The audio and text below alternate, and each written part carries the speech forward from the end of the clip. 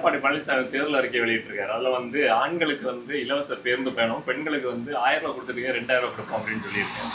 இந்த வாக்குறுதியை பற்றி உங்களுடைய கருத்து? நல்ல விஷயந்தான். இதை தான் வரவேற்குதேன். ஏன்னு சொன்னால் இப்போ நடந்து கொண்டிருக்க ஆட்சி 520 வாக்குறுதிகள் கொடுத்ததில் பெரும்பாலான வாக்குறுதிகள் நிறைவேற்றலை. அப்போ வாக்குறுதி ஏற்கனவே அதிமுக ஆட்சியில் எடப்பாடி பழனிசாமி அவர்கள் பெரும்பாலான திட்டங்கள் அவர் செயல்படுத்தியாண்டு தான் இருந்தார். என்னன்னா தாலிக்கு தங்கம், அம்மா இருசக்கர வாகன திட்டம், அடுத்து நிறைய அதே மாதிரி சொல்லிக்கொண்டே போகலாம். நிறைய திட்டங்கள் அவர் கொண்டு வந்ததை இப்போ இருக்க ஆட்சி நிறுத்தி வச்சிருக்கு.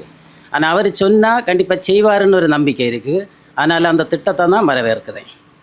இலவசம் கொடுக்கும் அந்த தமிழ்நாட்டோட கடன் தொகை கூடுது அப்படின்னு சொல்கிறாங்க. அப்போ அந்த கடன் வாங்கி ஒரு இலவச திட்டம் தேவை? கண்டிப்பாக இல்லை. அதாவது கடன் வாங்கி இலவச திட்டம் அப்படின்னு சொல்லி சுருக்கமாக சொல்லுறது, வருமானத்துக்கு என்ன வழி செய்யணுமோ அதை அரசாங்கங்கள் செய்யணும். இப்போ விவசாயத்துக்கு முன்னுரிமை கொடுக்கணும்.